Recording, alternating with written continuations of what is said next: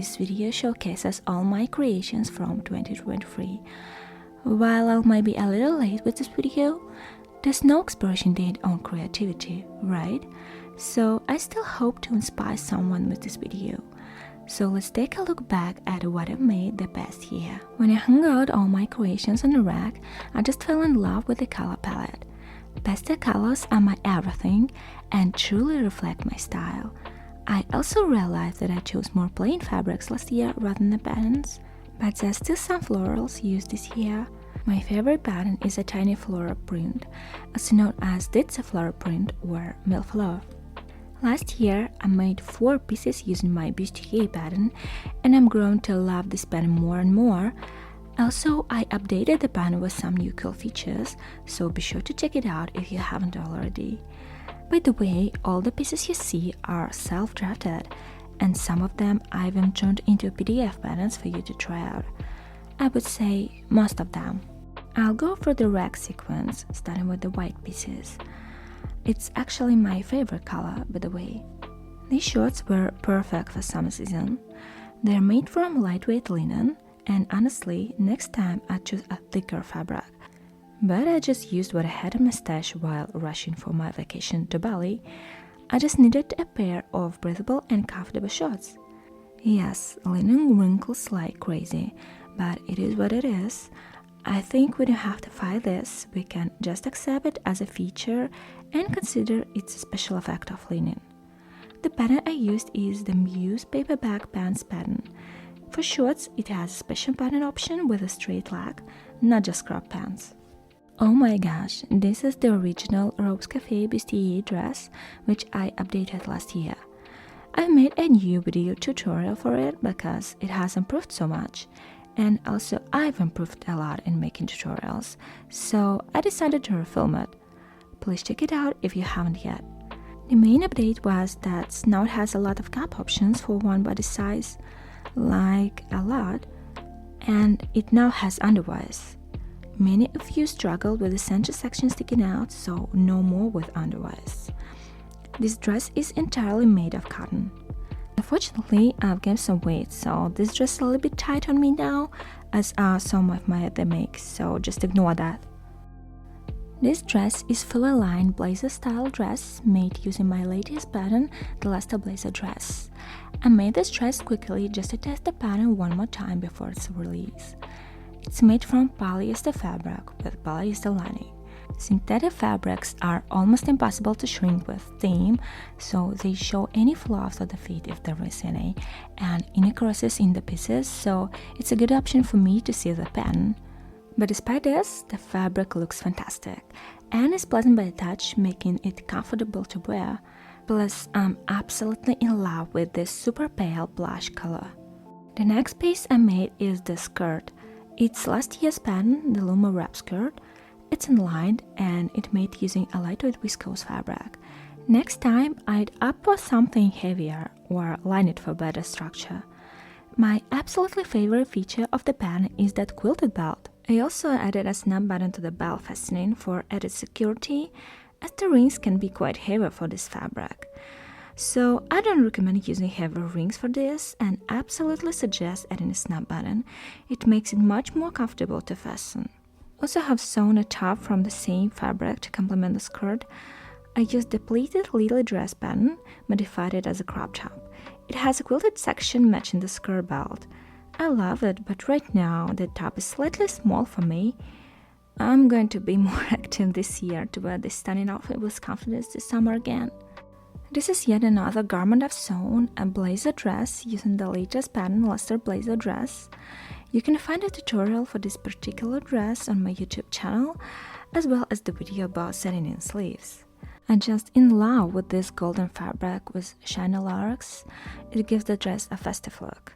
I wore it for New Year's, by the way, and other events. Note that this dress is slightly shorter than the original pattern. I lengthened it later. This is one of my favorite makes from last year. This dress is based on the Rose Cafe bustier pattern. I used a sheer corset mesh for the bodice and layered it with a cotton chiffon on top and made a tiered skirt to it. I had a limited amount of chiffon fabric, less than 2 meters. However, I wanted to make the skirt fuller, so I added this horsehair braid at the bottom edge. This made the skirt much more voluminous and flared, and I love the small lace detail along the top edge. This dress has sparked a lot of questions on my Instagram, and I have an idea of making the similar tutorial with the modification I made to the pattern on my YouTube channel. If you're interested in such video, please let me know in the comments.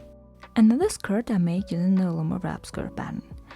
I used lightweight wool fabric, and I really love its lavender color.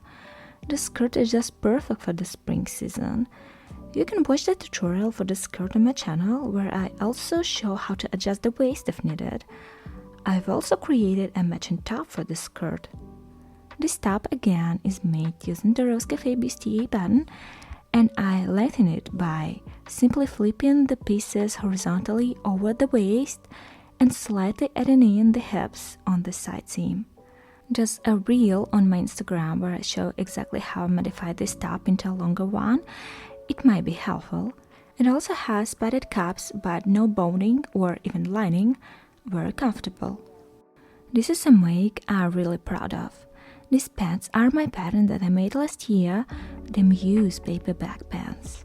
I really love how the waist is made with these paperback pleats, which creates a flattering silhouette on the waist and make them very comfortable to wear because they don't cut in when sitting and cover the tummy. I usually wear these pants without heels, so the length might seem slightly short right now wearing heels, but it's just right for me. I used a lightweight wool fabric for them, and it looks luxurious, I would say. The fit is just gorgeous. I recommend this pattern for taller women. For reference, I'm 1.71 meters tall. You can watch the full tutorial on how to sew these pants on my channel. This make was something very new for me last year. I had never sewn a denim skirt before, and I hadn't really sewn much denim in my life in general. However, this skirt turned out simply amazing. I'm very glad I chose gray denim. It's stretchy and the white stitching looks beautiful on it. Maybe I didn't use the correct techniques for sewing jeans. I didn't use any metal details and even avoided a button, but I really like this minimalist effect. I love how the fit turned out. I wore it many times in the summer. Denim skirts were a big trend. I would like to sew something similar this year, possibly even in maxi length. Can you imagine how cool it could be? Another denim piece I made last year is these shorts using the Muse paperback pants pattern. Now I definitely have to size up, comparing to when I started making them in the beginning of the last year. The wrong side is finished with bias binding, which looks very neat. And I have a full tutorial on how I made these shorts, which top stitching I added, and how I made the wrong side. The technique of these shorts slightly differs from the original pants pattern. If you haven't seen it yet, please check it out. This is a really nice sewing tutorial. This dress was also one of my most favorite and frequently worn pieces last year. I made it using a Rose Cafe bustier pattern again, but without any boning or padded cups, so it's very comfortable, breathable, because it has just thin layers of viscose fabric. I modified the skirt making it flare and added a slit, and luckily I have a tutorial on how I made this dress. And the print makes it much less formal, but it could be a gorgeous prom dress if made in plain fabric. Be sure to check it out for more details on how I created the skirt, and I'm definitely making more of the same this year. I even have fabric for one. I also wore this dress several times this winter, and it's made using the Luster Blazer dress pattern again. But the convenience is the fact that it doesn't have a lining, which makes sewing such a dress much simpler and faster. I have a tutorial on how to make it specifically without a lining, and it's a good idea, for instance, to make a dress for summer using lightweight fabrics. Definitely have to try making some myself. That's all. These were my creations from last year. Let me know in the comments which one is your favorite and which other tutorials you would like to see from me this year. I hope you enjoyed this video. If yes, please support it.